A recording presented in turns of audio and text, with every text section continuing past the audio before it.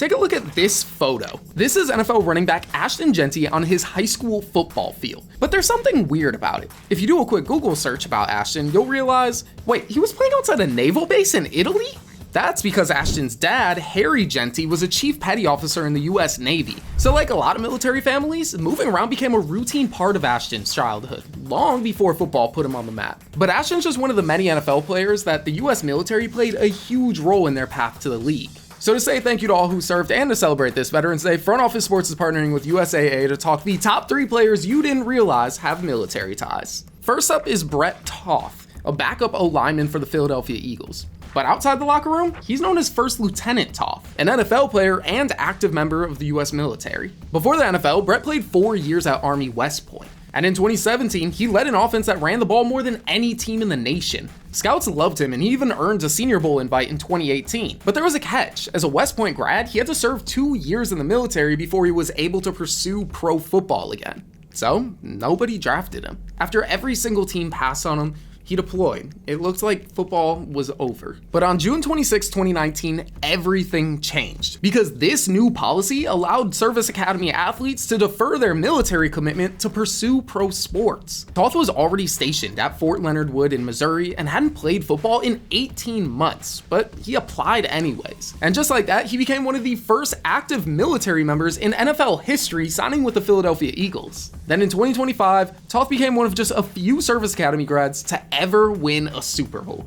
What if I told you the key to your fantasy team's breakout star was military discipline? Quentin Johnston, the 3rd-year wideout for the Chargers, didn't just come into the league with talent. He came in with a mindset that was shaped by the 2 veterans that raised him. His father, Carl, served in the US Army and was deployed in Kuwait in 1995. His mother, Sherry, served in Operation Desert Shield and Operation Desert Storm and went on to serve 24 years at the VA hospital in Temple, Texas. And she was planning to keep working until draft night 2023. That's when the Chargers picked Quentin 21st overall, and he gave a speech telling her to put in her 2 weeks notice. In his speech, he talked about all the things that his former military parents taught him. All the early mornings, respect, attention to detail, the things that really don't show up in a scouting report, but the Chargers say those were just the things that made Quentin stand out. If you had to guess where Ashton Jeanty learned to play football, Naples, Italy probably wouldn't even cross your mind. But his father, Chief Petty Officer Harry Jeanty, was stationed there across a 20-year US Navy career that moved the family around 5 times across 2 continents before Ashton ever touched an American high school football field.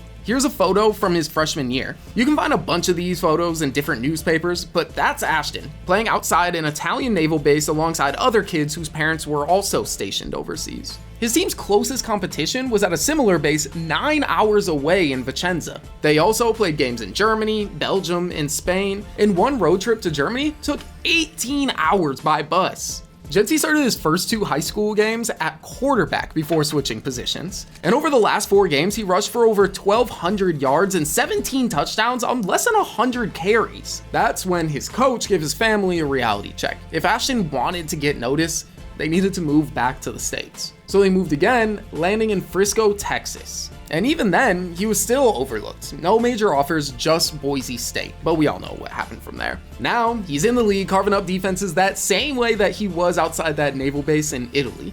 And it's sort of a reminder that service doesn't just shape a service member.